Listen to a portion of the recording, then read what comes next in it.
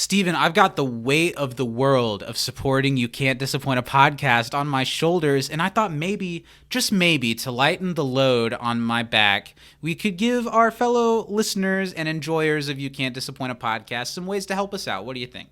Well, I'm not normally in the habit of lightening the load on your back, but, if people want to help us, they sure can. How can they do that, Zach? The first way is to support us on Patreon. If you like what we do here and want to help us take it further and get all kinds of extra content, give us money at patreon.com/can'tdisappointpodcast. If you don't want to bear the brunt of our debt, you can appreciate the fruit that we bear to you by going and leaving us a review on Apple Podcasts, Yelp, Google Chrome podcast reviewer, or whatever you can. And that's going to help us get seen. And the more people see us, the more that we want to be seen, and the more that we see you. You can also hang out with us on social media every week over on Facebook, Instagram at Can't Disappoint Podcast, and Twitter at You Can't Disapod. Also, go ahead and give a subscribe and thumbs up to our YouTube channel, where we also post the podcast every week. If you want to hold our hands as we walk down this community memory lane, you should shoot us an email over at can'tdisappointpodcast@gmail.com. You can send us your MVP, your favorite funniest moment, and trivia for the episode we're about to record, and we'll read it live on the air. Yeah, we don't do the show live, but nice try, buddy. Thanks for supporting us, and let's get into this week's podcast.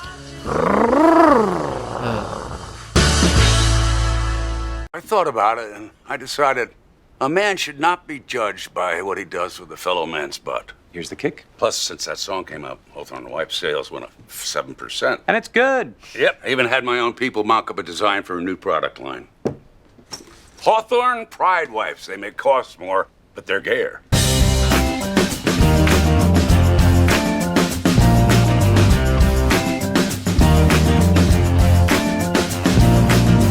Rainbow bitches, welcome to You Can't Disappoint a Podcast, the halfway, the mountain peak, the halfway point of our journey through the television program community. What a feat. We've reached the mountaintop, and it's all downhill from here. Ha ha ha, it's a community joke. Oh, no way, but that's so not true. It's not all downhill from here. There's so many hills and valleys left in Community. Nothing but peaks from where I'm sitting. Our podcast, of course, will be downhill from here. Yeah. I know it's hard to imagine, but we're getting there. We're getting there. This is the best that it gets. Welcome back to the show, everyone. We're so glad you made it. I'm Zach, and I'm putting on my highest heels, my shortest skirt, and the best device for concealing my penis.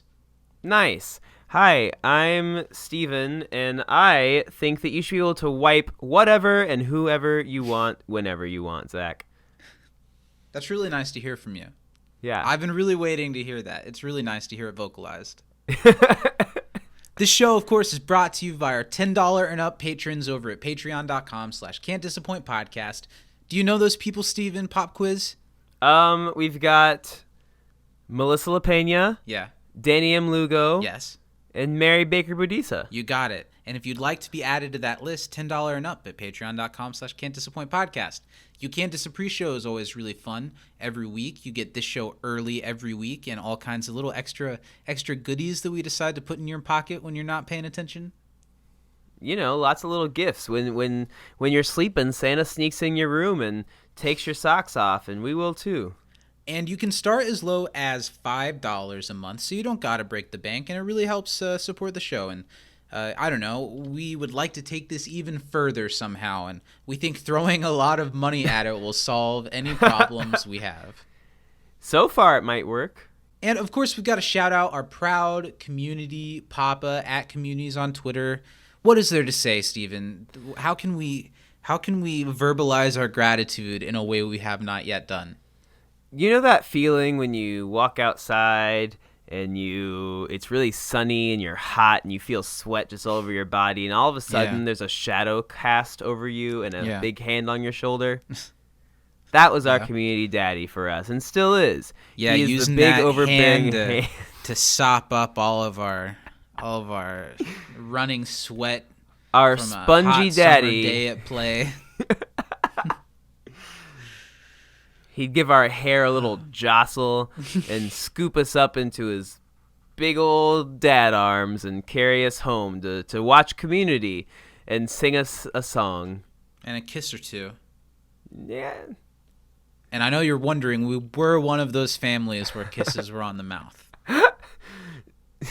Is it a Will Ferrell or no? It's somebody SNL sketch that I always thought was really funny where it's They like did the it a bunch of family- times. They all just kiss each Yeah. other. That's so Yeah. weird. Isn't it? Have you I been could around never- families that did that? Oh yeah, it's really weird for me. Sorry My- if you guys do that. Don't kiss your family on the lips all the time. That's weird. How are you this week, buddy? I'm glad to talk to you. I'm good, man. I had an event yesterday at work that was cool. Does that mean that you? you had like a health tragedy? You had an episode. There was an event that happened. What occurred? We went on like this big old charter yacht boat thing and went around Lake Michigan and saw some fireworks and had a big dance party with a few of the studios with a bunch of students. It was super fun. Yeah, that's really interesting. I wasn't doing anything actually that day. Sorry, I could have invited you. I guess it was. There was you a guess. yeah. There was a steep $175 a ticket charge to get on this boat and eat tacos. I guess I don't know. Actually, okay. So there was food, which was good. It was an open bar too, but they had like beer and like wine and stuff. They probably had Okay. liquor, but I didn't ask. Was it 'cause an I was open working. bar? Or did you have to pay for that too? Open. Okay. Open. Like the zipper of your pants whenever you're within Oh, shit, you're arm's right. reach. But it was cool, and the food they're like little hors d'oeuvres, like shrimp ceviche and like little things. That sounds and then really there fun, was like man. a food thing that was like Mexican food. It was good. It was like tacos and Yeah, my life is super rad too. Paid the utility bill. nice. Um, Well, you're doing something pretty cool tonight, though, right? Yeah, I'm super excited. I'm going to see. I haven't had a chance to talk about it on the show yet because Steven hasn't had a chance to see it yet. Mm-hmm. But what I think is absolute genius, I'm going to see Bo Burnham's new special Inside in a movie theater for like a limited thing they're doing, and I'm super super excited to see it. Hear it on some loudspeakers. I love this special dearly at this point, and I'm excited to see it like that. Now, is this going to be your first time back in the theater, or you've gone once before? No, I saw In the Heights and In the Heights. A Quiet Place 2 on the same night about a month ago. Nice. I'm really excited for this one, and we're meeting up with a couple, and we're gonna play mini golf beforehand. So I'm Oh, just that's as awesome. excited for that. Yeah. Where are you super guys stoked. going? Well, the movie is playing at like the Art Cinema in Keystone. I think you and I actually went there to see the Disaster Artist. And just like 5 minutes from there, there's a mini golf course. I don't know Oh, if it's that's so always been cool. there. I I've haven't never played been. mini But I'm golf in so excited long. to check it out. When we go to Florida, I want to challenge you to some mini golf because I We'll have to. love mini golf. At Disney, there's a mini golf course that is miniature golf, but all of the holes and terrains are more shaped and slightly sized like a traditional golf course. That's but awesome. It's still miniature golf. You use a mini putter and Yeah. but it's like farther distance and it's really hard and it's really fun. That's really cool. I would love to that. challenge you to it. All right, let's get into the television program Community. What do you say? I think Let's- that's what we should talk about this week. Let's not change it up. Yeah, no need to chang things up at all. We're talking today about season 3, episode 6, Advanced Gay. What a title for an episode. I know. That sounds like it, will hold up culturally and politically. Well, we'll see. Let's talk about it. It was Yeah. directed by the great Joe Russo, and it was written by Matt Murray. This was his first writing credit on the show, and his only other one is later this season. It's Virtual Systems Analysis, and this episode originally aired on November 3rd, 2011. Nice. It's an interesting episode. It's one that I didn't remember a shit ton about, and I was a little bit worried to hop back into it because it doesn't sound like the type of thing that would hold up very well, does it? No, it doesn't. But I think, at least for me, it definitely, pleasantly did really, really, really well. Yeah, season 3's had some hills and valleys so far, and I don't know, it's not my favorite by Probably any my means. second for Really? me, almost. You think Either second? second or third favorite for me. I think now it's only episode 6. I think I would Yeah. probably put it at episode 3 so far, and I was not expecting to feel that way. Mm-hmm. Well, let's get right into some stuff. Let's do some trivia about the episode. I actually have 5 questions for you. I have 5 as well. Wow. Look at Not us. to be I think we've outdone. consistently stepped up our questioning. Remember we just used to do 3? Yeah. What punks? I know. Those Children. weren't podcasters. Now we're men. Exactly. Why don't you go first? I don't know.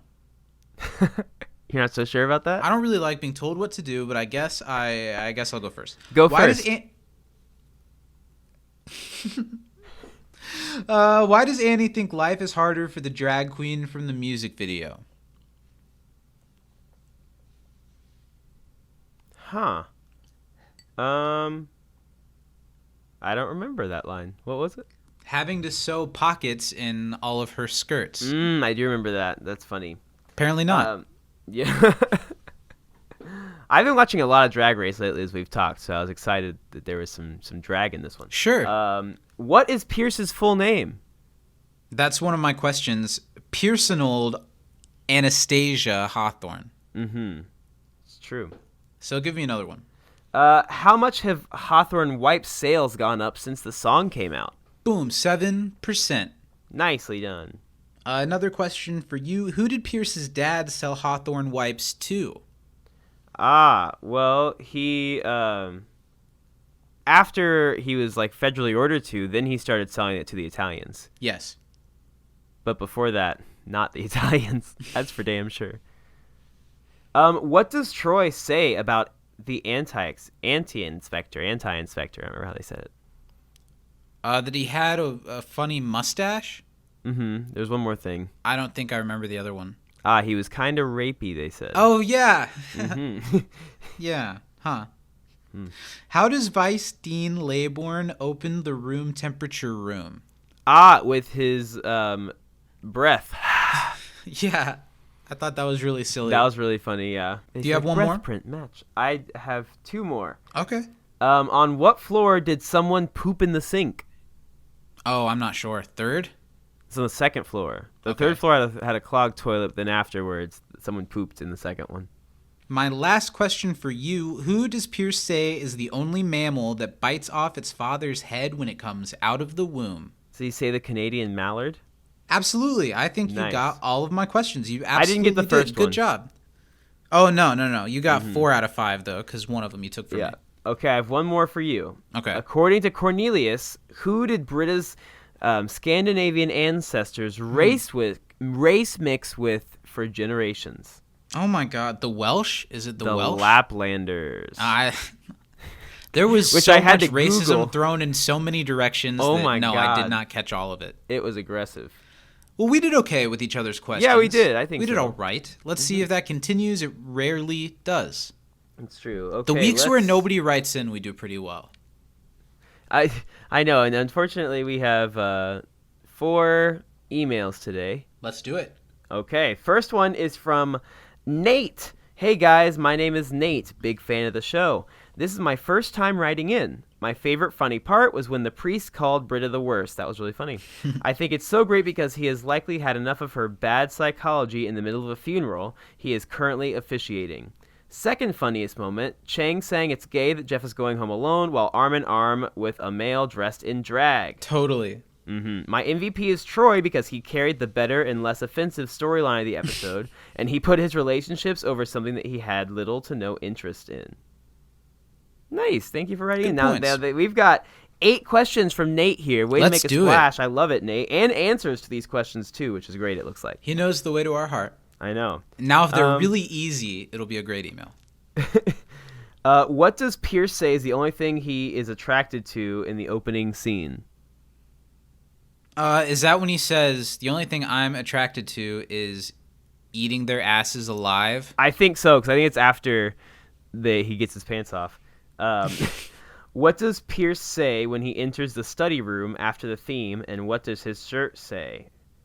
Bitches. What's up, bitches? I think probably. He That's says, a "What's kind up, of a bitches?" guess. Yeah, I think so. He's like, "What's up, bitches?" That's what gays call their friends. And then his shirt, was he wearing the Urbana champagne one? Yep. Nice. Pocket full of hawthorns. Pocket full of hawthorns. Number 3, what type of cookies does Pierce want at the party? Rainbow, bitches. What does Pierce want? I thought it was what were they? Rainbow bitches, but they only have chocolate chip and peanut butter. What is Pierce's full name? That is Pearsonald. Pearsonald Anastasia Hawthorne. Hawthorne. Beautiful. Anastasia. I like it. What crazy things did the air conditioning repair school do / present the potential recruits to keep them from telling anyone / keep people from believing them? 2 answers required. That would be the astronaut making paninis and Black Hitler. Nice. Interesting. Um, They said on the commentary that was a note on sometimes, I guess it said the actual conspiracy theories, or like when something happens to you that they don't want you to know about, that'll happen sometimes. Like they'll have something ridiculous, so it sounds fake. I don't know. That sounded fake, but you never know. apparently it's a thing. What does Jeff call Pierce's dad? Something Crypt Keeper. Yeah. That's all I remember about it. What does Pierce say to keep Jeff from blaming himself for his father's death? That he got his organs from like questionable places. Why does Jeff get Pierce's dad's hair? That's funny because in his will it said whoever killed him gets it. Yeah. All right, let's see how he did. Number 1, you were absolutely right. Taking him to court and eating his ass alive. Boom. I love the sound of that. Number 2, it was Gayo, not bitches. Gayo. Yeah, okay. And then an Urbana champagne, pocket full of Hawthorns was the shirt. Number 3, Rainbow. Number 4, Pearsonald Anastasia Hawthorne. We're nailing it. Number 5, kidnap the recruits. So I guess they did do that as well. And then had Black Hitler and an astronaut making paninis. It was Colonel Crypt Keeper, so I'll give us that one. We got the Crypt Keeper part. Really close. And then he bought a lot of his organs from questionable sources. And then his will clearly states whoever kills him gets to keep his hair. Thanks so much, Nate. Thanks for writing in. Awesome, we hope you write Nate. in again. Yeah. Glad to have you. What else we got? I'm sure high quality like that, right? I know. This next one is called Advanced Gay Bitches. And so it's probably our from Loving Dad. Oh. Yeah. Hi, guys. Sorry I couldn't provide trivia last week. That's not connected to the episode. He always refers to us that's what as he calls bitches. Us. Sorry I couldn't provide trivia last week. I realized I was going to be too late while in a U-Haul. Daddy's moving back home. Can't wait. With his boys. I've been leaving a place in our bed for you. By the way, here's some quick minor trivia today. Chevy is older than Larry Cedar, who played his father. I think that's kind of clear. Yeah, Larry is credited twice, but one of those is just as a voice in a video game. Mm-hmm. By the way, there is a behind the scenes of Shangela. We'll have to watch that video. I want to watch it. Should I play it now? No, let's watch it later. But, Okay. But we'll definitely check it out. Yeah, that's great. What are the cookie options for Pierce's Big Gay Bash? Chocolate chip and peanut butter. Yeah. What is Pierce's full name? Pearsonald Anastasia Hawthorne. And number 3, Cornelius Hawthorne throws a round of racism but is his shot at Jeff. He calls him like a Welsh bastard or something, right? Oh, I knew Welsh was in there somewhere. Sure. Mm-hmm. Okay, peanut butter and chocolate chip, Pearsonald Anastasia Hawthorne. And then unseasonably tan. He does say that to Jeff as well. Thanks, Dad. See you in a couple hours. So much. Whose house do you think he's going to? We live in the same home. We live in a lighthouse together. What are you talking about? We've always done this show from our lighthouse together. The Dreamatorium. Fair enough. Don't pretend there. like we have normal living situations. This is from Peep Review. What's up, bitches? No trivia because I was grocery shopping and couldn't find the damn canned tuna. Did they find the damn canned tuna? I have no idea. I'm curious if it was for them or the cats. I really don't know. I think it was for them. For listeners, photo is the inclusive pride flag with Pierce Hawthorne holding a book that says "Make Your Wars Gayer." Yeah, Lil made a picture Nice. of Pierce with LGBT plus affirming flags. And I like it. Edited the book to say gayer. I like it. I'll post it to some feed later. Yeah, that's cool. Thanks, Lil. And then last but not least, hello there again from Peep Review, back from the dead. Don't call to come back. They've been here for years. Never mind, I can do trivia. Oh shit! What a misdirect. Plot twist. There's a lot of questions here. Oh shit. What is the name of the plumber? Jerry, I think. Jerry, yeah. What is the drag queen's name, and what's the actual drag queen's name? In What is the it? Champagne. What's Champagne Urbana, and then Yeah. it's Shangela, and there's a middle name and last name, but I can't remember it. But they always have like long ass names that are great. The only thing I'm attracted to is taking his ass to court and eating it alive. Solid quote. Who is Inspector Spacetime's companion? Reginald? I think it's Reginald. That sounds right. Doesn't it? Reginald. I guess we'll find out later. What kind of cookies does Pierce want at the party? Rainbow Bitches. bitches. And the options are chocolate chip and peanut butter. Great. What did someone do on the second floor that the plumber has to fix? Pooped in a sink. What's Pierce's middle name? Anastasia. It was probably Leonard who pooped in Had the to sink. be. That's my guess. Had to be. What's the joke name on the dry erase board behind the study group? Steven, wait to read this part. I just wanted to tell y'all because I don't believe you know it. Sorry. What? And then, okay, what's the... you know in BoJack Horseman where he's, like, reading the stage directions? That's what I just did. Totally. What's the joke name on the dry erase board behind the study group? What's the joke name? Mm-hmm. I don't know. And they said they knew we wouldn't know. Yeah, so they wrote the answer. What is it? Hawkboard. Waka waka waka waka. They wrote the waka wakas there. I figured that was not a Steven edition. Although trying a new bit. It could have been. How do you think breath print works? Wouldn't it change depending on if someone ate/drank whatever germs are in there? Explain. I don't think so. Well, you I see, don't- Lil, breath Yeah. print actually uses know. the DNA in the saliva that comes when you breathe hot breath on something. So it's really more of like a DNA tester than it is actually reading the breath. Beautiful. But it's a fair question. A lot of people from home ask that all the time, and I'm glad I finally gotten a platform to talk about that. Thank you. I'm glad you could finally speak your knowledge. Not many people know that you know all that. No. What? Oh, I accidentally condensed the email and all the words went away and I didn't know how to get it back. How many sodas has Abed had at the party? I have no idea. I don't know. I don't remember that at all. I'm gonna guess 2. No, it's got to be more than that, like 6. 6? Okay. It's a Mr. X. No sodas. He was drinking water. I don't know. What the- What did Pierce use to look up his bird facts? Wikipedia. Yeah, that was good. What do, and then it has Troy and Abed crossed out. Inspector Spacetime and blank fight at the end of the episode. Glorgons. Glorgons. Eradicate. Ciao. Thanks. I hope you can Eradicate. understand them. Sent from an air conditioner. I understand most of that. Sent from Yeah. inside an air conditioner.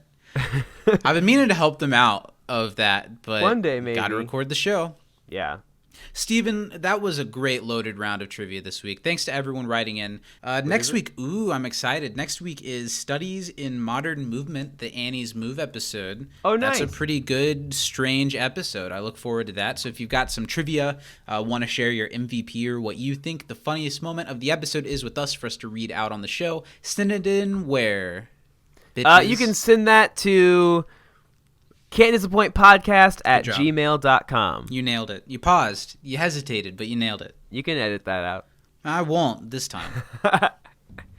Let's move right on to the next thing. Steven, how do you feel about the challenge at hand for this week's episode? You know, this morning after I watched the episode a few times, I was thinking to myself, Steven, are you going to nail it this week?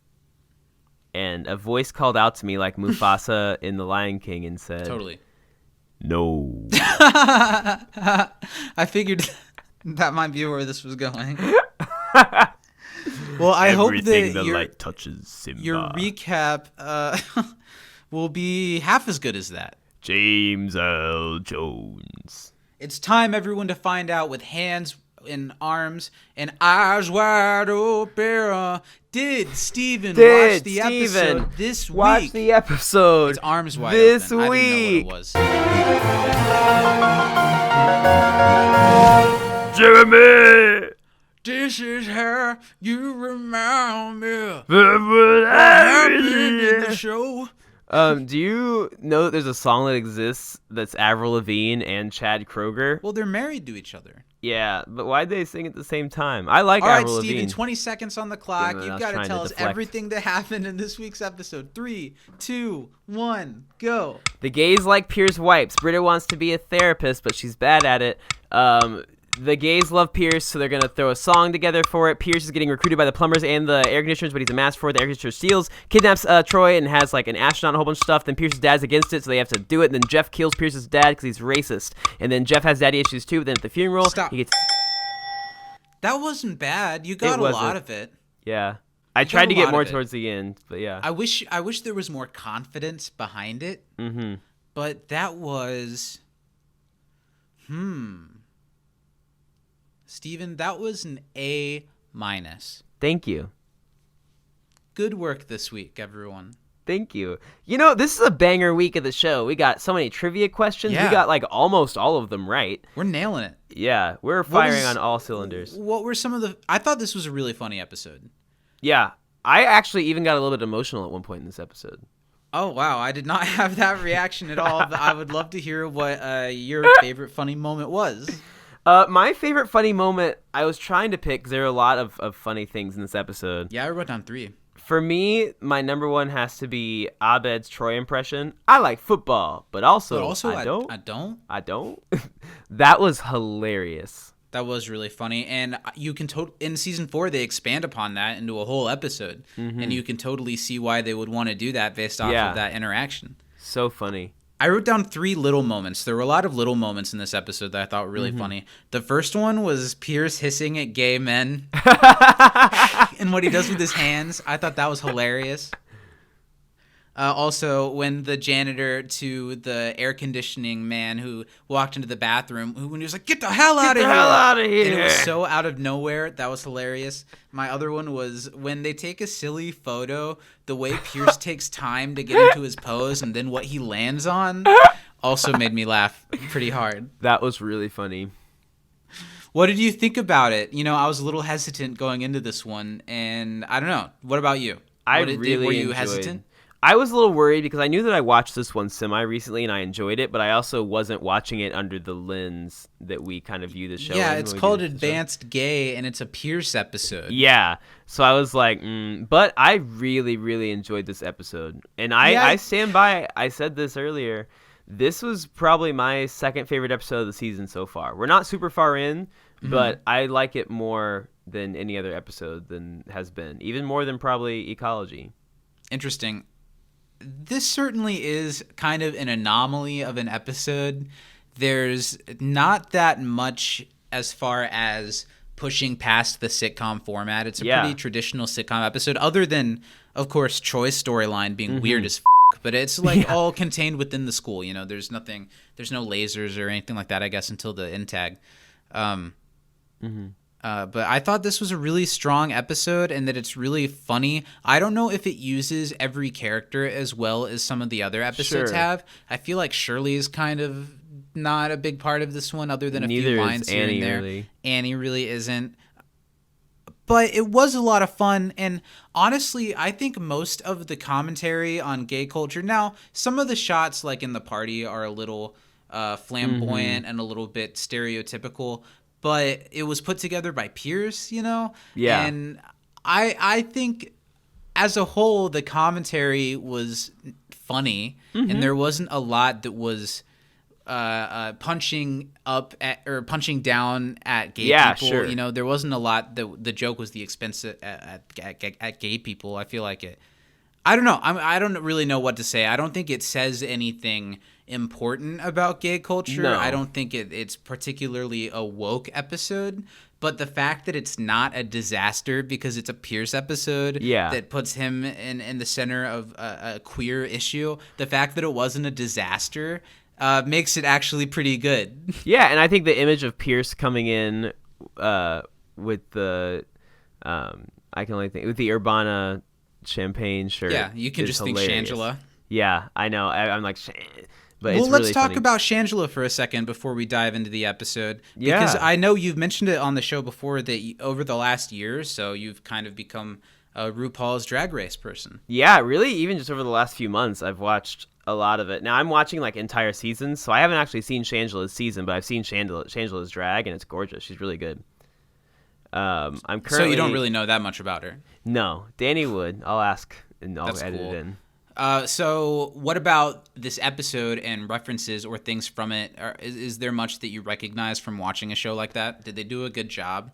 Yeah, the drag that she's in on the show is really good. It was really funny. It was just kind of a little bit, but I guess I never thought about, like, how much goes into it, like, when it comes to, like, the tucking especially. Oh, sure. Like, there on were the some show, funny jokes at the expense of that. Yeah, on the show, a lot of, like, the people in drag, when they like will wear, like, swimsuits. Like, well, my favorite drag queen of all time is Naomi Smalls. She's gorgeous. She has, like, super long legs. She's like 6'5". She looks like a model. Wow. But she wears, like, bikinis a lot of the time, and you can't see a damn thing. It's incredible. I don't know. They use a lot of tape and they put things places, but it They works. really put their penis through a lot of trauma, but They truly do. But it makes Yeah. for a great look. Yeah.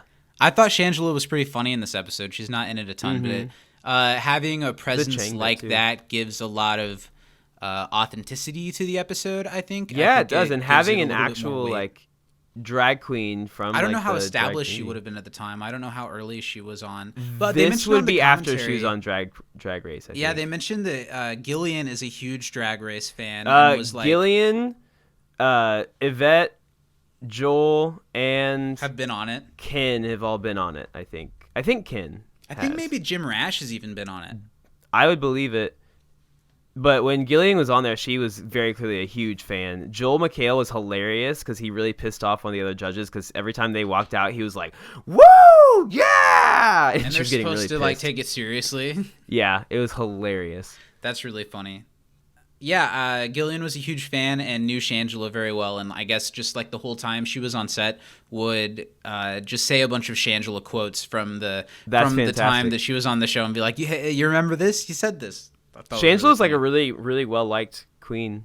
I've by heard the of her. fans. I think she's been in other stuff. Mm-hmm.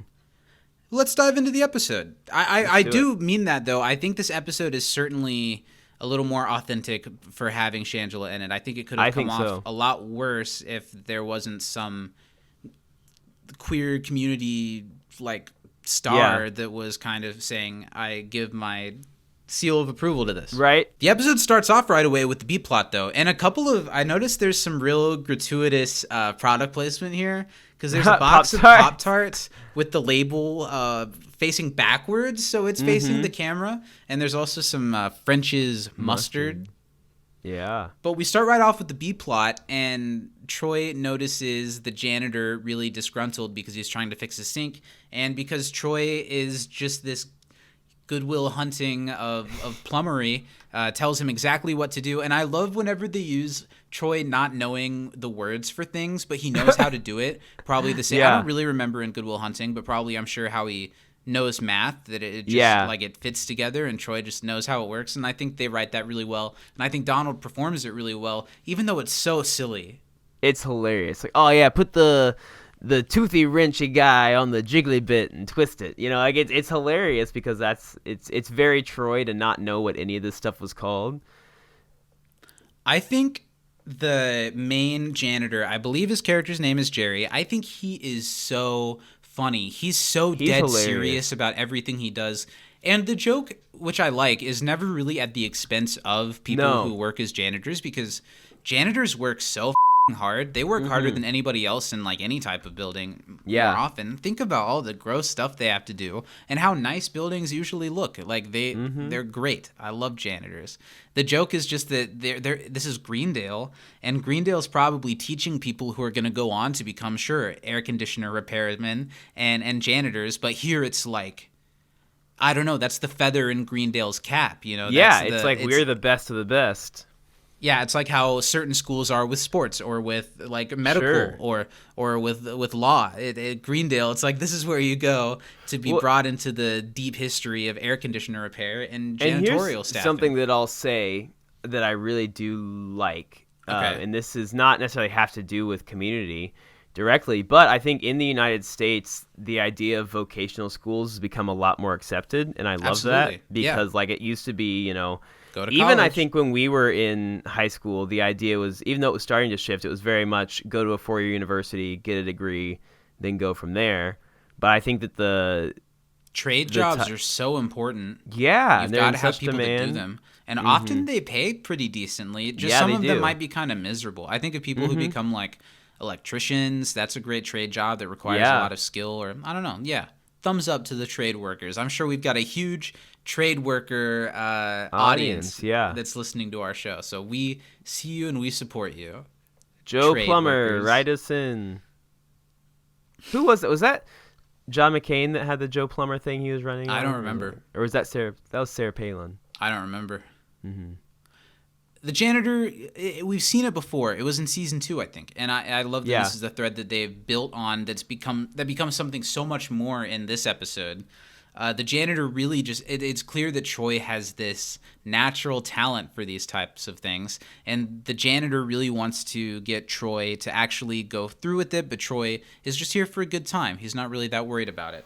But I love the dedication from Jerry and how he gets Troy to agree to unclog one drain with them to see if he feels anything.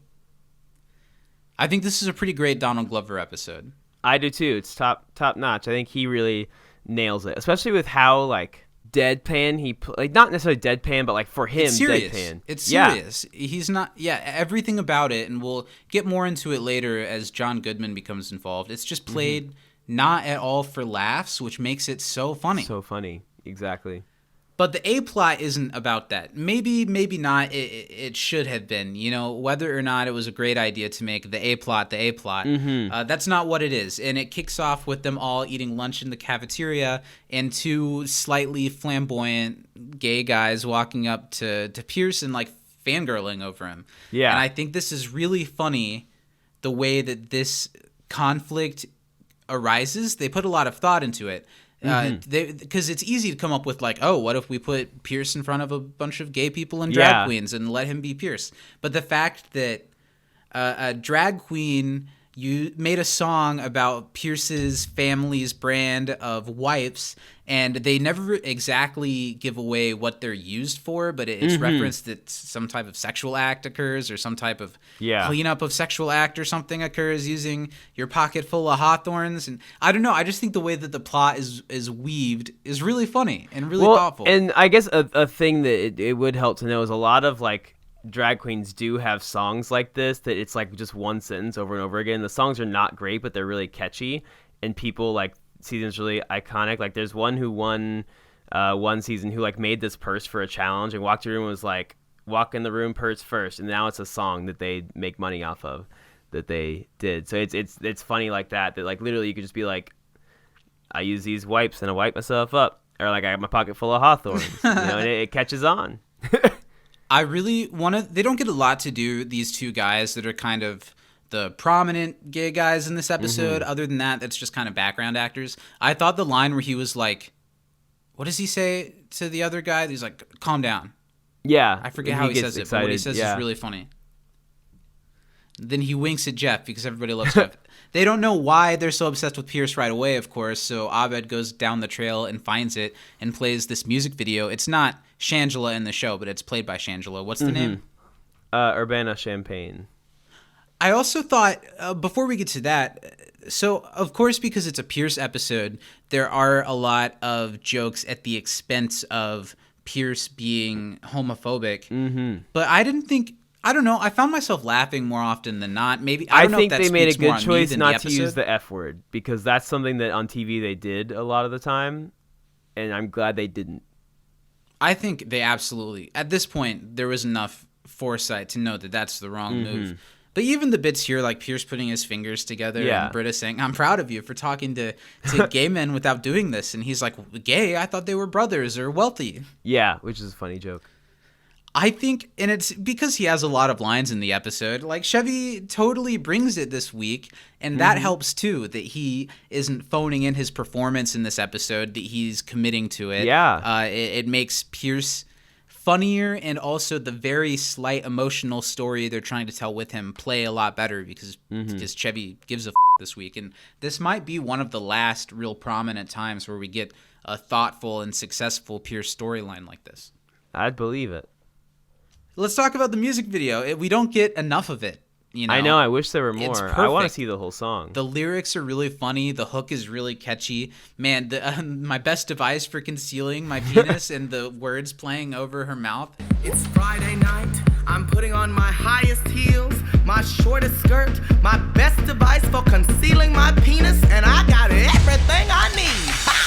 I got my body, got my lips, got a pocket full of hawthorns. Pocket full of hawthorns. Super funny. The video is shot so well. The graphics in the background are so funny. I don't watch a lot of this type of thing, but I've seen enough of the culture to it's pretty spot on. It feels pretty authentic. It looks like they did a good job. Yeah, There must have been some people on the writers' staff that really pushed this idea and really knew this kind of thing. Do you think they did a good job with it? I think so. I think it's really funny. I wish we could have seen more of it, or that this would have been a great end tag to go back to that, and we see a verse and chorus of it instead. Yeah.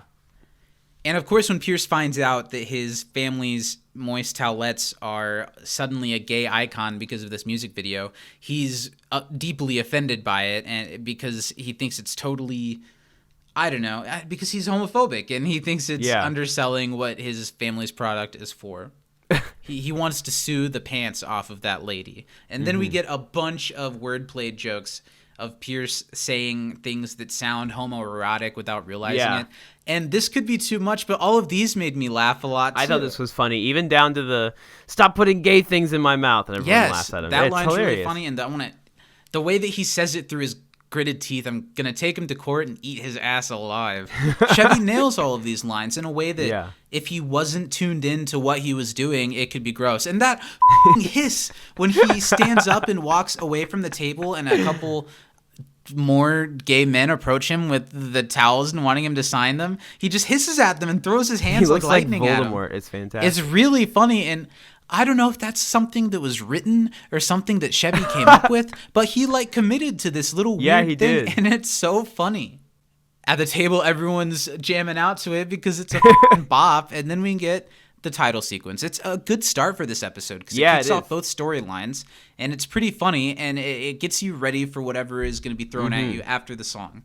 Oh, for sure. I'm really surprised to find this one of the episodes that we're probably going to throw a lot of praise onto throughout it. I think we so. haven't done that a lot this season, and this is not what I would have expected. I know. Who'd have thought this was the one? Shirley gets a couple of honestly worse lines than Pierce has about gay people in this episode, talking about the choice to be gay, but it's very in tune with Shirley's character. Unfortunately, I like the line. She's like, "But I'd die before I let a woman touch my hair." That was funny. That was funny. Pierce walks in and he has totally gone the other direction with it. He's got the Urbana champagne t-shirt. He says, "Gay, oh, what's going on with you bitches?" The use of the word bitches in this episode over and over again is really funny, and it's super quotable, and especially Pierce saying it and Chevy committing so hard to becoming a gay icon of sorts is so funny. And I like the little bit of research that Pierce has done. What he's learned is that they call each other bitches when they're friends. Bitches is gay talk for friends, so it's really sweet that he calls them bitches over and over again. Troy thinks that he's wearing the t-shirt because he sued the people over it, but he's decided instead to use this opportunity, rightfully, to sell a shit ton of wipes. And this is what I thought was the closest thing to relevant commentary in the episode. Oh my God, yeah. We're just outside of Pride Month, where we see every brand, every product. There's a really funny bit in Bo Burnham's Inside about that as well. Not really exactly Pride Month, but about brands becoming social justice warriors. So we're just outside of a month where all of these brands go rainbow for a month. But if you look deeper into it, they always seem to only do it on Twitter because that's where, I don't know, you could argue more. Yeah.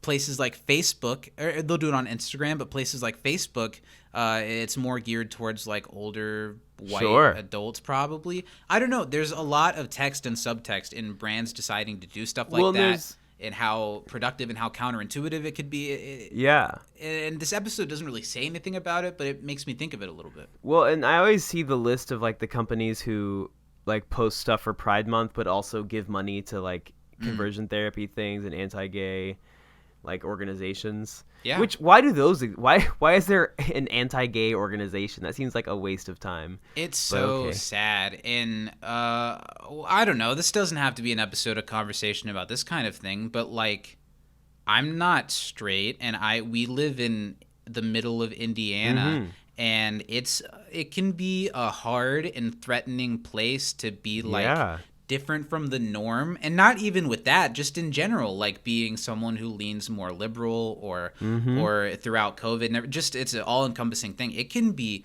hard, and it's so ingrained in you to be otherwise. Yeah. And totally. I thought later on in this episode, they did some good work of you almost see Pierce from a slightly different light, because you see that he's had this poison ingrained in him since he was born. And even in situations where you radicalize and turn against what's put into you as a child, that poison like stays in you, and it forms you as a person. Now, Pierce is a late 60-year-old human being. He's had time to address it and change. So you can't like forgive him of all of his crimes, but you can totally see how, I don't know, what happens when you're young, or the stuff that you see. I don't know. Interesting. Now, what is good now is with brands posting a bunch of Pride stuff is that kids are seeing that kind of thing and seeing positive and normal light shown on it. So I think that's good. Yeah, because that definitely was not a thing when we were younger. There was no like... I remember there were certain TV shows that would have like a gay kiss or a gay scene, and it was always like taboo. Yeah. And now it's not. Gay couples are in commercials for brands. That's cool. Yeah. And I feel like we're starting to get towards Community. This episode of Community really pushed the train that direction. Yeah. But honestly, like, I'm glad an episode like this exists, that a kid finding the show could see something in themselves in this episode, like, affirmed. Yeah. If they're depraved from that in other areas of their life. I think this passes the gay Bechdel test for the most part. There we go. I like it. So I like the bit that Troy and Abed think something Inspector Spacetimey has happened to Pierce because of how quickly he did a 180. Do you remember what they say, that his something is something? His like positrons are negatrons or something. And I just saw, it's not exactly Reginald, it's Constable Reggie. But I was close. Yeah. Maybe Reggie's short for Reginald. I almost guarantee you it probably is. Pierce has really just turned his tables, though. His line, like, I don't think a man should be judged by what he does with another man's butt. But then, of course, he announces to the group that, like so many brands are wont to do, that Hawthorne wipes sales have gone up a bunch since the song dropped. So he's developed a new product that's Hawthorne Pride wipes. They cost way more, but they're way gayer. And this is what all kinds of brands do. Did you see what Skittles did for Pride Month? Where they got rid of the colors? Black and white Skittles, because goofy. The rainbow would be nothing without pride. I don't know. Yeah, they're like, we want to give the rainbow to someone else for a month. Let the gays have it, and then we'll take it back. Yeah, then we'll take it back, and you'll sell them for clearance 75 cents at the gas station. Yep. Discussion is brought up a little bit about Pierce's father, because he's going to show up a little bit later, and Pierce's father's relationship with the business. We're going to get Pierce's father a little bit. What do you feel about his inclusion in this episode?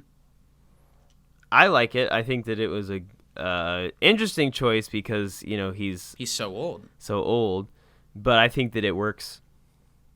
We'll get into it later. I think it's interesting that they bring him in just to kill him. Yeah. And the way the character is portrayed is kind of weird, and it feels a little bit like a retcon of what we were led to believe, sort of, before. I guess they never said. No, I think the episode where Pierce's mom died, I think there was like, she mentions like seeing Pierce's dad again or something like that. I don't know. I do love the bit when the guys come back in with the cookie trays to ask Pierce what kind of cookies he wants, peanut butter or chocolate chip. Yeah. And because he's so on the gay train, he's rainbow bitches, and the way he delivers that, well, rainbow bitches is like, what? Well, come on, Like, of course. it's a gay thing. And the way that the guy just plainly says, okay, well, we have chocolate chip or we have peanut butter. I thought that was a really funny bit. And thankfully, none of the stereotypical or flamboyant or like super gay parts of the episode take the entire episode. They really smartly pair this with the Troy B plot, so it doesn't at all. Even though the episode contains a party that is a gay bash, it doesn't feel like a gay bash in any way. Because now we're back to Troy, and he's unclogging that toilet, and he does feel something. He feels great, but it's noticed by one of the people from the air conditioning repair school, and I love the way the janitor just barks at him to get out of here like they're animals. You get the hell out of here. I love it so much. This is something so weird, and I know in the first episode I kind of poo-pooed that all of a sudden there's all of these parts of Greendale that we've never even heard of before, and I don't completely not feel that way anymore, but this is just so bizarre, and they take it so seriously, and it's very community, and I don't hate it. I think it works really well here. I remember not liking a lot of the air conditioning janitor stuff later on in the show, but here I am all for it. I almost have more issue that it seems like they took it really far, and then in the last 2 seasons that Troy is in, they kind of just drop it, I think. Yeah. Which might be fine, but they put so much time into it. Mm-hmm. It was a pretty The janitor major plot warns point. Troy that they're going to try to use him for his gift and makes him promise that he'll only use it for good. But then the joke is, how good is it really? Because the guy has to go on the second floor to clean poop out of a sink. It's really good to see Troy be good at something and to be encouraged for it and treated as special because he is, and that it's okay that it's a trade job, that it's plumbing. There's no shame in it. There's no like, it's just true. like, you're good at this and you should do it. Mm-hmm. They almost treat him as if he's like a star athlete, and they're like, you should. Yeah, go, they do, you and should I go like out that. for this. And I think it's the only time that Troy's gotten that kind of praise other than when he was an athlete, you know? I like Pierce explaining, gay people, we have more in common than what I thought. They both hate lesbians, they hate baggy pants, and they're all Bears fans. I thought that was a really funny bit. Super fans. Hearing what Pierce learned when he was Googling what do gays like. Yeah. Trying to put this party together, and then they pose for a photo. First a serious fun photo, and then a silly photo, and Pierce like sucks his face in and points his ass towards the camera. I don't know, man. Chevy, he's selling it. There's a lot of times recently where like the group dances, and you can tell Chevy doesn't want to and that he barely does. But this episode, because it focuses so much on him, it gives him no real choice but to like, well, you've got to come up with something to do because the camera's on you. And so Chevy, I don't know, the line sometimes between Chevy and Pierce is very thin, and that this was the acting choice that the man made is really funny. It's great. And then Pierce's dad shows up, and what a pristine time for him to show up while Pierce is being spanked by a Pride windmill or whatever. And yeah, we meet Pierce's dad. He was a really jarring image. He's got that ivory wig, and he's just a bad guy. I kind of hate him just because you're supposed to. He's a bad guy. And it almost makes me not like the time they spend on him in this episode because he's just a bad person. I'd almost rather hear about him than actually have to spend 15 minutes with him, Yeah. But it makes a lot about Pierce make sense. Totally. And they've kind of foreshadowed it a bunch of times. Yeah, there they have. was I think it was the drug play episode where he watches the Old Home Movie and his dad is like, Pierce, get on out of there, boy. And also, there's one other time, I think it's Space Bus, when he's like all mad at Colonel Sanders. Now we absolutely see why. And this episode really smartly cuts between plots because we only stick with that for a second, and we're back to Troy, and this is when things really start to go super silly. He notices all of a sudden that like all the ACs have those streamers attached to them, and it's almost like they're kind of calling to him. And then suddenly he has a bag over his head, and he's taken away. And the way that they shoot this of him having it taken off, and the way Donald acts like, what the hell? What's going on? Where am I? How serious it is makes it so funny, and the way they commit to it makes it really memorable. Well, and I like that there are like 4 other guys there on the ground with them who were also kidnapped and brought in here. And the way that you see them like outsized throughout the episode is Yeah. fun. And we get Weisstein Laybourne. This is his second appearance, and I definitely liked him more in this one than I did in the other one. I feel like they used him in some interesting ways. Later on, the scene between him and Troy, I think, is perfectly matched the way they both acted. Yeah. He had really great line delivery in his first episode, but this episode, it feels a lot more like he fits into the show. What do you think? I agree. I think that in the first one, he kind of is just this bad guy, foil to the dean. Where And he in this still one, is. Yeah. But you see what he's like. I don't know. I guess you see more of what he is a part of. Well, and I think John Goodman just does such a great job with this character, like how much power he like commands when he talks and does things, but it's really good. They were talking on the commentary about just how lucky they felt to have John Goodman on their silly show. I'm sure it feels like the ultimate nod that he would come on and be silly with them. Yeah. So all of these guys have been kidnapped and brought in to be kind of, I don't know, what would you say, hazed? To be Kind of like that. It's who can make the cut, who has the necessary grit to join to the hang AC around. repair school. Exactly. Sure. And this is where we get the bit that I think we talked about for a second earlier, where there's an astronaut making paninis and a black Hitler that are there just to make it totally unexplainable to whoever they would try to explain it to when they get out of here. I love Is it genius or is it idiocy? I think it's brilliant. Okay. Because who's going to believe that you were kidnapped somewhere and there was an astronaut making paninis and a black Hitler? One or the other, maybe, but both? No way. I do kind of want a panini. I do too.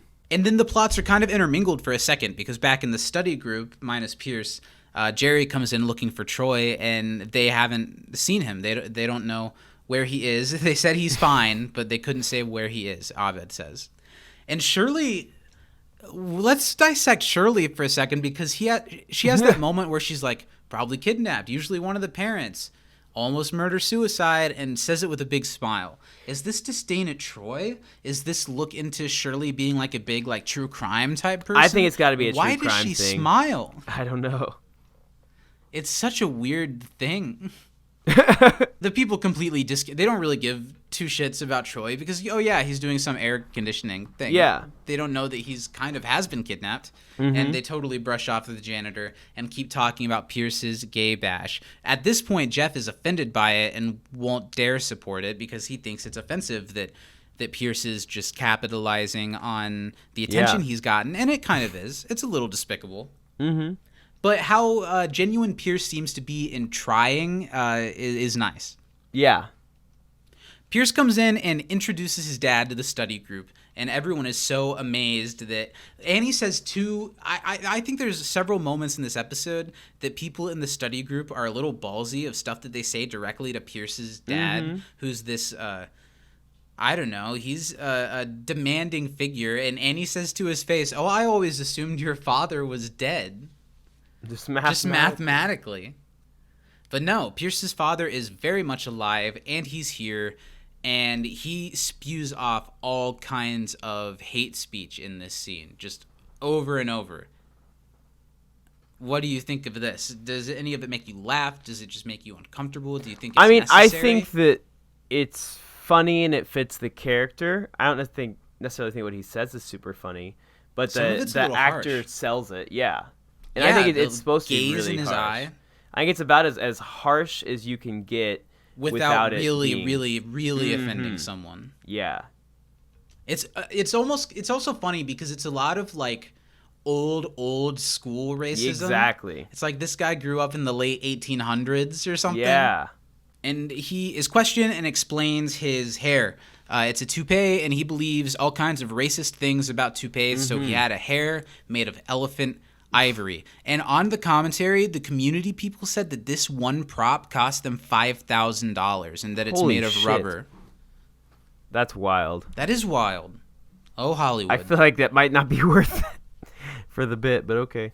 I wonder if someone from the community team or that actor, anyone still has that. They have to, right? You'd want to keep it. We get an iconic moment in this episode that I had no idea was from this episode. Over the last year, this meme has been huge of Britta, I can excuse racism, but I draw the line at animal cruelty, and the meme is always, I can excuse racism, but I draw the line at something else that's going on, and surely you can excuse racism. It's a super good meme. I love that meme. Yeah. And it plays the exact same way within the episode. Yeah, it's Britta hilarious. I think is it such works a poser social justice warrior that she lets the words "I can excuse racism" come out of her mouth. What? Yeah. And I like how quick Shirley calls her on it. Like, what the hell? Also, Jeff, immediately and all throughout this, is really ballsy with Pierce's dad. And I think after what comes out of his mouth comes out of his mouth, the whole study group is kind of like, this guy. To Pierce's dad? Well, yeah, I Yeah. guess you're right there. I guess it's a good thing. But Pierce is totally intimidated by his dad. I was a little bit confused why Pierce had any sway in what the Hawthorne Wives Company would make like this anyway. But because of Pierce's dad showing up and intimidating Pierce, they're going to cancel the gay bash. They're canceling the Pride Wipes. And they're going to go back to being a straights-only product the way it was intended. Exactly. What does Pierce's dad say? He leaves to find ivory butter. He's An ivory buffer. an ivory buffer in this two-horse town. Mm-hmm. Chevy does a good job of, like, when Pierce's dad is around, he becomes a 13-year-old boy with, like, he has a backpack on his shoulder and he's looking down at the floor. Annie's disappointed that the party's canceled. She brought a cone bra. Which is hilarious that she'd be like, you know what? I'm just going to go full Madonna for this one.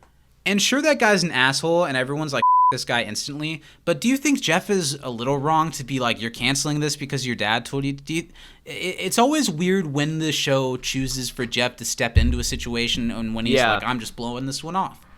Well, I think he does step a lot into this one because it's like dad related and he immediately inserts himself into the situation. Right. And Britta kind of is the first person to therapize her way into it. And this episode, do you think it's the harshest we've had on Britta yet? No, I think the last one might have been worse. Well, but this one we actually have like someone saying she's the worst who doesn't know her. That's true. I don't know. I feel like this is one of the first episodes where like that's what Britta is in this episode, period. I think that it's almost deserved in this episode, I guess, because she just keeps... And here's why I'm okay with it in this one. She's trying to help, though. Yeah, her mistake is a small one. Yes. But it's a funny one, right? And it's just her saying the word edible wrong. Edible. Yes. She's saying edible instead of Oedipal. Yes. And she, like, said she hasn't finished a chapter, but That's it's very pretty funny, Britta to, too. like, try and go, yeah, I think that's funny. She's like, I don't know, wants to do something with his mom. So it's... There are some funny bits, but I think after this scene, she's pretty much just there for people to say, hey, you're bad at this. When I wish they would encourage her a little bit. Maybe one day. It'd be nice if they did, but I wouldn't expect this group to, except for Shirley, maybe. After a commercial, we cut to the gay bash, and it's hopping. And on the commentary, the guy who wrote this episode was on it, and he was like, some people said that we kind of were a little stereotypical, and we kind of got a little bit of flack for some of the portrayals in this episode. And he was like, and watching this scene, I can kind of see it. Yeah. And it really is, if anything is damning in this episode, and I don't think it's so bad, but their depiction of a gay party is kind of stereotypical. Yeah, sure. And the actors having shirts off, and I don't know. But we do get some beautiful Dean stuff. Yeah, I'm happy for the Dean. I love his outfit because it's so different than what everybody else has, which lets you know that the parties the Dean goes to are really weird. I also like it because I've always liked the Dean mostly when they keep it kind of vague, because I think his sexuality, and it's a beautiful line in a later episode, but it isn't just one thing that can be pinned down. He is a man of many talents. Yeah. And I like that they kind of keep it vague, because when you really pinpoint what he is, it takes some of the comedy away. Sure. But this episode does the most at hinting towards him being openly something. Because, he's talking here and he's like, they say, oh, you're like this guy from Tron. He's like, what? Yeah. But then he says, oh, if you're into that kind of thing. And then immediately is like, excuse me. Yes. He's pretty open with himself in this episode, and we love to see it. Exactly. I think this is a good little Dean bit. So the party's back on because Jeff put it together. Jeff says, I threw a pretty gay party, huh? Maybe... If you want to look into it, there's always a line that draws Jeff and Pierce together. Jeff's idea of what a gay party would be kind of stereotypical, probably, Absolutely, just like Pierce's would. I kind of forget that Jeff is the one who put this together because it feels like a very Pierce gay party. Yeah, I feel like Jeff and Pierce would throw a very similar gay party. Yeah, Pierce shows up and he's mad because he was going to throw this all off. He's scared of his dad, but it doesn't take too long for him to realize that he gets to be the center of attention at this party. He's the guest of honor, so he still can't help but fall into the attention. Pierce, I don't know. Pierce is such a weird bee. Yeah. He's a grown-ass elderly man, and he just flips on a dime. He's like a child with his father and with the attention that he receives. I really like Chevy in this episode, but man, does Pierce have some shit that he needs to figure out. Yeah, for sure. But Pierce is able to see what Jeff is doing here, and that Jeff is kind of feeding his own daddy issues into Pierce's daddy issues. But like Jeff, Pierce also isn't interested at all into diving into his own daddy issues and finding an issue with it. There is some stuff in here that does pull parallels between the two of them pretty successfully in such a silly, colorful episode. Yeah. I'm looking forward to finding out what made you emotional about it. Okay, we'll get there. Is it during the funeral? No. Okay. Pierce is about to leave, and that's when he sees that he's the guest of honor. I love the, I don't know, almost Andy Warhol kind of style Pierce with hair, and I don't know. It's a beautiful picture of him, and Pierce sees himself exactly how he'd love to see himself, and he can't help but take a drink and soak in the love. Meanwhile, we're back at Troy, and they're all blindfolded and trying to put together a air conditioner, and the other guys are doing their work but fumbling, and Troy just has it done immediately. So I like when they call out Troy. The Weisstein Laybourne has the lights go out, but one focuses on Troy. The other two guys are blacked out and bagged and taken away. It's really funny. And then it just leads into maybe the most iconic moment of this storyline first, as Dean Laybourne walks Troy through like a hallway that's kind of a museum of air conditioning repair. Of like, he mentions back when they were using palm fronds to wave people and that they were slaves, and that they also have all these primitive air conditioner units all throughout this hallway. It's so bizarre, and they take it so seriously, and I just love it so much. Yeah, I agree. I think it's so funny because they take it so seriously. Like, there's not one joke being made here. They're like, this is legit. But like, we so are many there. at the same time. Exactly. And this is really where, not that him being in the daunting chair wasn't, but here forward is where John Goodman really gets to shine as Weisstein for a moment. You see, I don't know, just the way that he so straight-facedly is so clearly invested in the history of air conditioning repair at the school, and that it's this secret, hushed, like cloaked affair. And man, I just love every little bit of it. He does the breath identification thing, which I think is so silly and funny. And then the best bit of this plot for me is the room temperature room. Yeah, I think it's so funny. I've talked about this before on the show, but this especially reminds me of it. The episode of Monk with like the clean room, where he goes in. It looks almost exactly like this, but this is like with the room temperature, the perfect temperature. Now, my knowledge of the work of David Lynch is pretty small, but David Lynch, he did like Twin Peaks and and he's done a bunch of really out there movies like Eraserhead. Yeah. He has this style that's so bizarre visually, and it makes no sense, and it's really iconic, and I can't help but feel like this image here of them in this room, and like you just can kind of feel the vibe of nothing between them and the air. It feels a little Lynchian. Yeah, I get that. Dean Laybourne is really proud that this is the room. It's the room temperature room. This is the room that was decided on. Apparently in an original draft, this went even further to how there was like a conspiracy. The air conditioner suppliers made up room temperature to make everyone feel uncomfortable and need AC, but they decided not to go that far, which might be for the best. That's funny. Laybourne was already really shining in this scene, but Troy really gets to shine now. I don't think Troy is my MVP for this week, but this scene really gives him a run for the money of it. The way that he is just so in childlike awe over the amazement of this simple room temperature room. And later on when he says, I can't feel my pants. Yeah, it's so funny. He's really funny in the way that Donald and John both just deliver it so seriously. We've said several times, that's what sells it and makes it so funny. It's so fun to watch these two act off of each other. An unlikely pair up, but they work really well together. Yeah, they do. And he gives Troy an ultimatum that if he's going to dive into the world of AC repair, that's going to be his whole life forever. And so he has 24 hours to decide if he wants to be a part of this secretive society or if he wants to be something else. And it's a hard decision for Troy. This is genuinely the most prominent Troy storyline that there's ever been. About him having these, and this goes all through the season, him having these big decisions that he has to make for his future, and that it's all around something so silly and so secretive and cloaked is so community, and it's very Troy. I really, really like this development for Troy as a character. It gives him something to do in a way that the show usually just kind of sure lets him be the heart, but doesn't really let him do a lot. He's just there to be funny and adorable.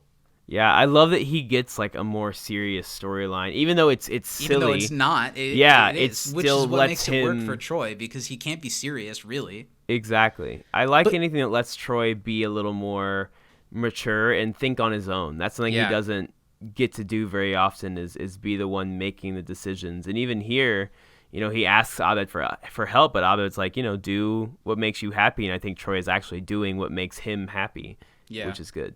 You mentioned earlier not liking where some of the AC repair stuff goes on throughout the season, and I know that watching the series originally, Troy was your, into the show. Yeah. So can you talk to me at all about why, or did it, disappoint? Did you want to see other things for your favorite character? What was it? I think at the time I just wanted more, Troy and Abed? Yeah. But now I appreciate it very much, that it's kind of Troy doing his own thing, as much as I do love all the Troy and Abed stuff.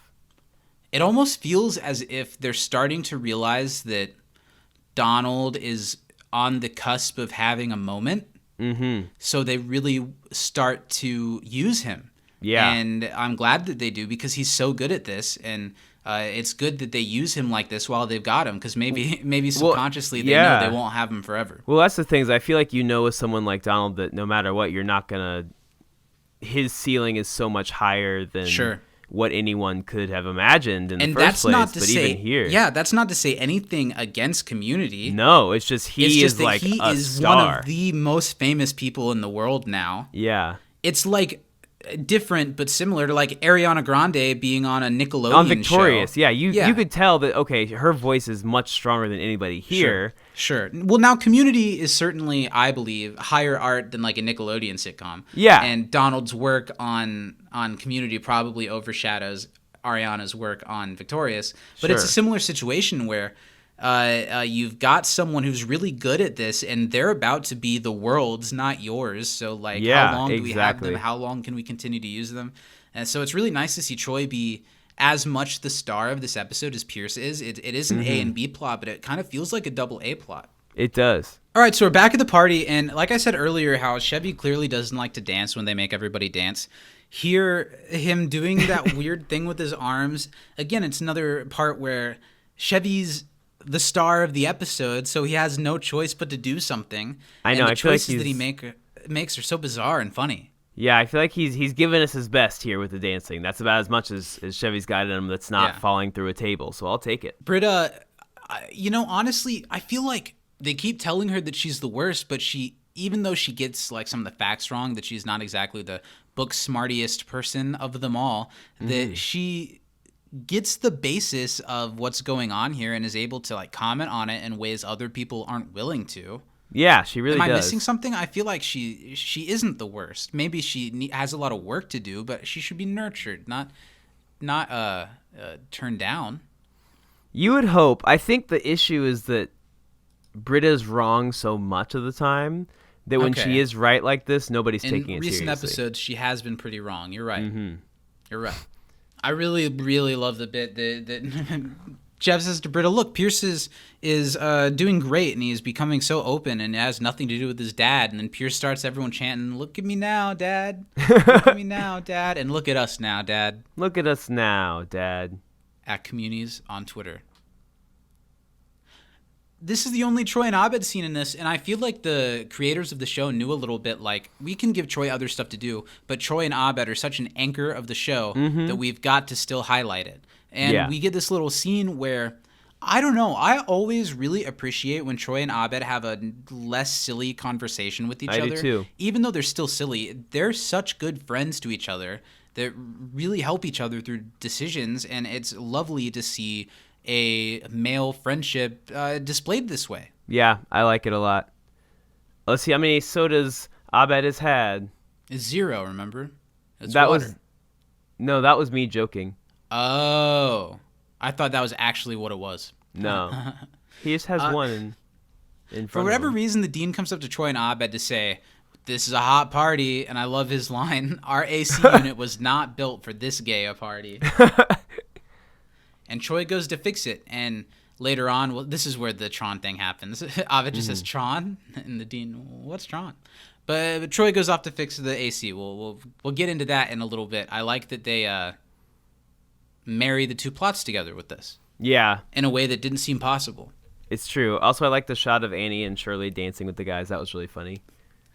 Was Annie wearing a pointy bra? She was not. False advertisement. Missed opportunity. So Troy goes to start fixing on the air conditioner, and the janitor is there and realizes that he's been got, that they got him like they get so many other people, and they gave him all these false promises. And Jerry says he can have all that as a plumber too. And I like how they haven't commented on it yet, but we're soon to get the whole.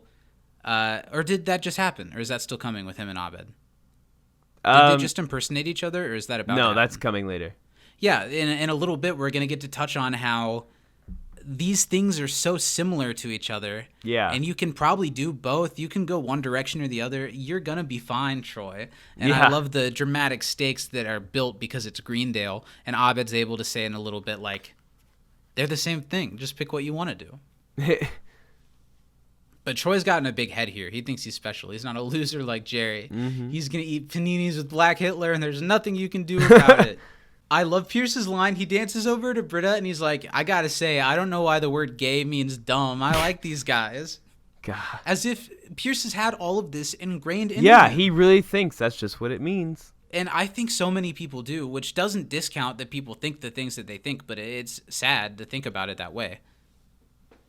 Another little Shangela appearance at this moment. I love that we get to see her a little bit more. She's announcing the party to bring up the guest of honor, Pierce, and then we get the moment with Troy and Abed. I love the secret handshake. There are 3 bottles of soda there. Oh. That's such a bullshit question to ask. Yeah. I love the clap, clap. Secret. We should start doing that one. Yeah, we should. And they talk to each other about what's going on. Troy isn't sure at first if he can, but through talking like each other, they get to the heart of it. And Abed really, like I said, is able to just tell Troy, do what makes you happy. Because you're going to be great either way, and he's going to be his friend either way. I love it. Obviously, in this incarnation, Danny Pudi does the better Donald Glover impression than vice versa. But in the season 4 episode, when they impersonate each other, Donald Glover does a really great Abed. Oh, yeah. Pierce gets another bitches out. All right, bitches. He's addressing the party, feeling really good, but then realizes his father is there, and he can't help it. He quakes in fear over his parental figure, just like we do whenever we see at Communities tweet It's another true. tweet. Just quake in parental fear. So immediately Pierce falls right back into telling everyone that Hawthorne Wives will go back to being a straights-only product, and then can't take the pressure that he's brought on himself. Shangela throws a feather at him. He collapses to the floor in a fake heart attack, and Cornelius gets to comment, "I taught him all he knows" on the fake heart attacks. I know that Chevy is technically older than the one playing his dad, Yes. but they sure do make his dad look decrepit and old and like he has not moisturized in 85 years. Absolutely. The little stinger with Chang talking to all of the like hot cops. I'm like, how long you guys been on the force? It's very Arrested Development. Yeah, it is. Then we get Pierce is in a hospital bed, or the nurse's bed at Greendale, and he just faked it to get out of the situation, and Jeff comes to check on the situation, and this is where Jeff just totally tells off Pierce's dad. And you know, And this is the scene where I got a little bit emotional, actually, is when Jeff was standing up laying for into him. Pierce. not because he was standing up for Pierce, but because in his own way, he was standing up to his dad, you know, kind of saying the thing. And that got to me a little bit. It's a shame that when we get Jeff confronting his dad, it's in season 4. Mm-hmm. But it is one of the things that they do relatively well. Yeah. So I'm excited to get to that. Can you tell me almost like what moment in particular got you feeling that way, that got you a little steamy? Was it a specific line or I think an it was inflection from of Joel's where he said voice, that or- his life would be half-lived if without raising a son. And from there up through like here, that whole last part I think was delivered really, really, really well. I think a lot of people need to have Jeff Winger yell at them, including Jeff Winger himself, that the world does not need you. You are over. Your time is done now. I think a lot of people could use that. Yeah. And Cornelius collapses to the floor, which Jeff assumes is a faked heart attack, but turns out to have been very real. Cornelius has died. This is kind of a sitcom trope where some, like a older relative, they did this on That 70s Show, where like where you yell Eric at says them. something really mean to the grandma and she collapses dead. Yeah. It's a little bit of a trope. It's interesting that that's a thing, that it's a pattern of story that's happened. Isn't a it? They bunch of do times. it quite a bit. Yeah. But it works well here. Jeff obviously feels awful. He wasn't totally in the wrong to say most of the things that he said. I'm sure he was trying to stand up for his friend Pierce. Yeah. But it's a frail, ancient, probably late 80s at least man. And Jeff, his heart just couldn't take it. You know? That's why you don't be old and racist, people. You will die. Jeff tries to like apologize or comfort Pierce. He feels really responsible, and you can see why. But Pierce just clearly doesn't care. He's on a different wavelength. It's a missed opportunity that there's no talk of Pierce's religion in this episode. Yeah, I know. So Pierce takes his dad's toupee and gives it to Jeff. Jeff has won it fair and square because in his father's will it says whoever kills him gets it. That's a really funny bit, and Yeah. I don't know. It's a really bizarre moment, but I love it. It's very funny. Pierce goes to address the crowd, and I think Pierce's eulogy for his father is perhaps Chevy's strongest moment in the show so far. It's pretty good. I think he acts it really well. He, like so much of this episode, it's for laughs, but he doesn't exactly deliver it for laughs. And Chevy isn't always a performer who knows how to do that. He's always working for laughs. So this felt very human of Pierce, even though he's saying like, you, I'm not, you're dead and I'm not. He says it in a way that feels like Pierce reacting to this. And I think it's one of Chevy's strongest, most thoughtful moments in the series, if not the most. I think it's good. Now, I know you really like the episode where his mom dies. That's not my favorite one. Yeah. I like how this is handled a little bit better. I've been thinking about how obviously both episodes are about pretty different things, but the type of story they're telling about specific characters mirror each other a lot. I can see how you could relate those two episodes. I think I'm more fond of the other one, but I do think this episode does some things that prove there's more water in that well. That totally. they didn't totally get all of the emotional and comedic potential out of death and these characters reacting to it. Or like parents and how they affect you as you get older. I'm glad that they returned to it, and maybe in some ways they did do it better here. Even if I don't know the gay storyline, if it is as good as like Jeff deciding whether or not he's going to tell Pierce that his mom's actually dead and buried. I think I might like that story a little bit better, but it's close. Yeah. It's a closer race than you would think for me. Sure. Well, good. I'm just kidding. The air conditioning is turned on and the streamers call to Troy one more time, and he leaves the funeral. I love that the air conditioner people are just everywhere. And Troy is made clear that it's time for him to make his decision. His 24 hours have been up, and we get one more really good John Goodman moment in this episode. He's pretty strong throughout this episode. I like Troy's logic of no one's better than anyone else, except some people are good at sports, and of course there are magicians. That's a funny I thought that was a really funny line.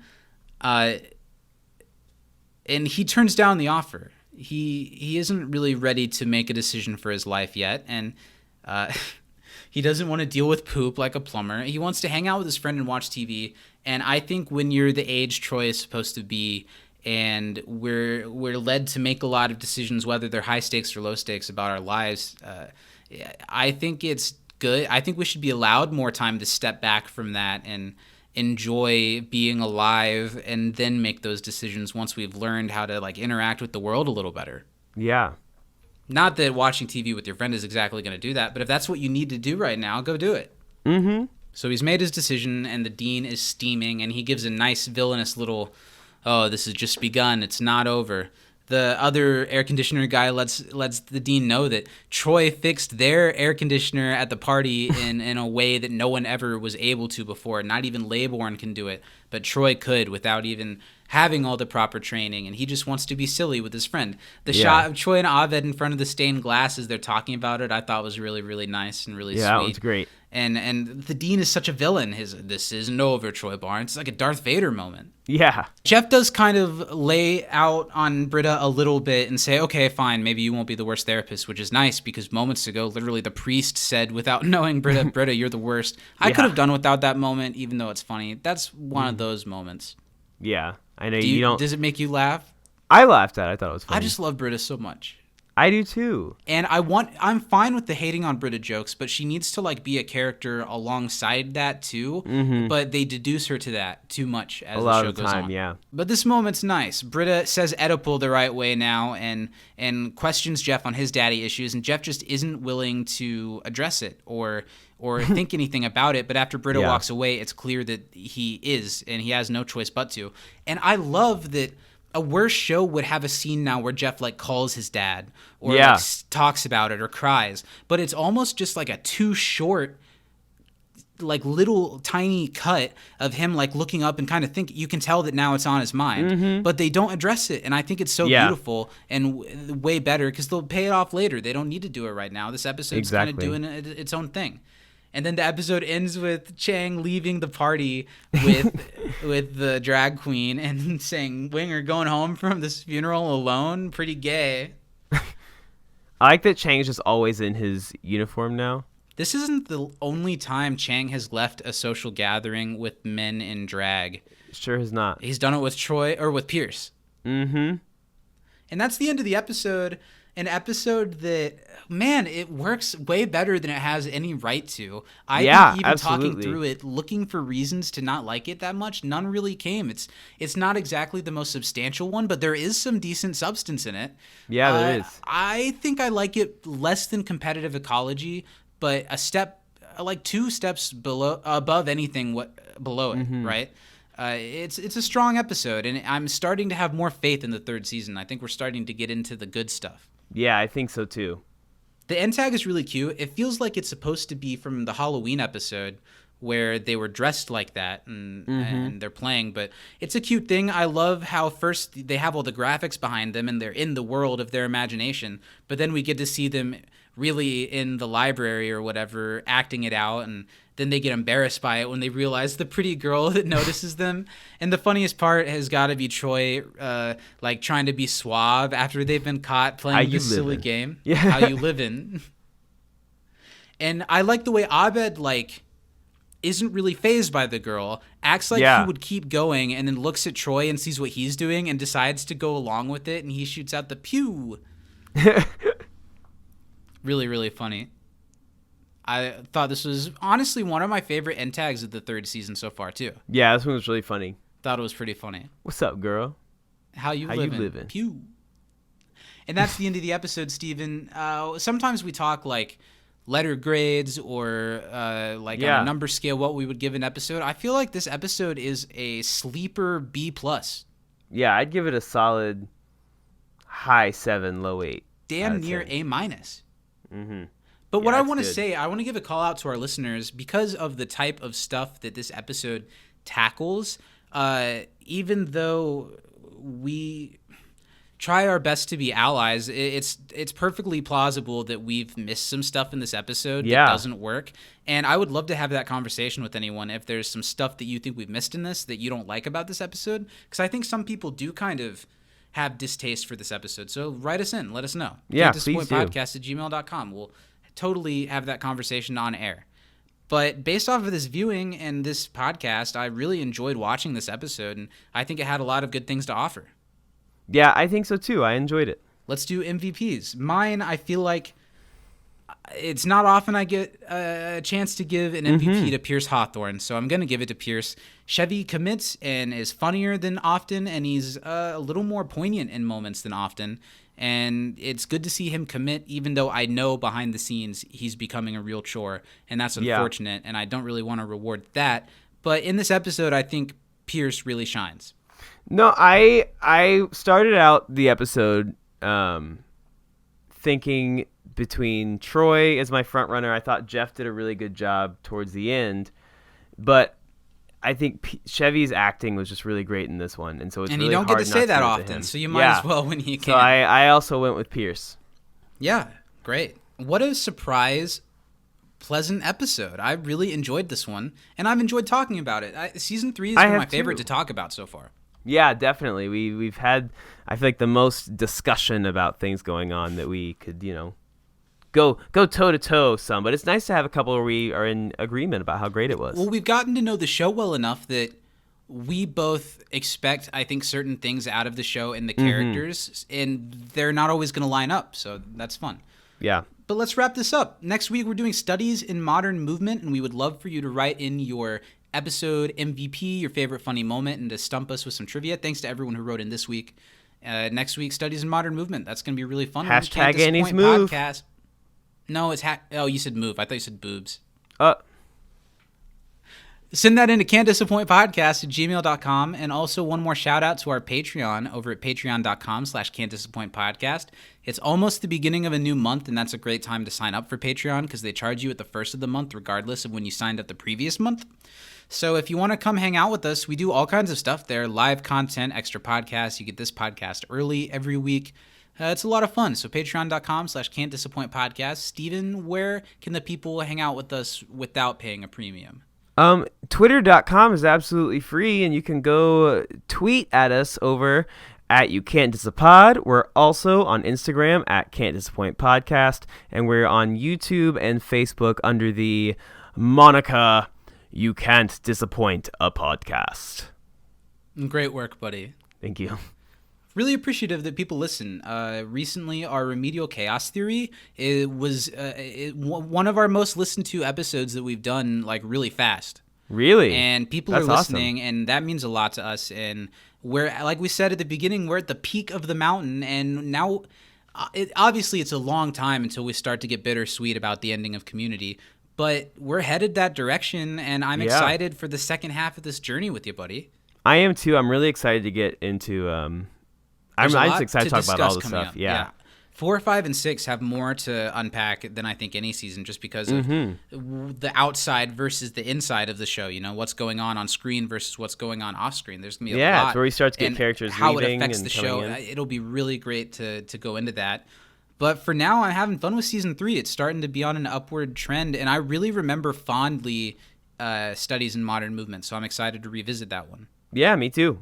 All right, from inside the Dreamatorium, Black Lives Matter, get vaccinated, don't bash any gays. I'm Zach. I'm Steven. And we will see you next week. We love you. Toodaloo! I got my pocket full of Hawthorns, my pocket full of Hawthorns. Do you know any drag queen songs you can sing? I do. Oh, Give me I one. do. Let's hear it. She's a super queen, super queen, super queen. Or we have, we're all born naked and the rest is drag. Give me Or, one more. hey kitty girl, it's your world. Hey kitty girl. We'll see you next week.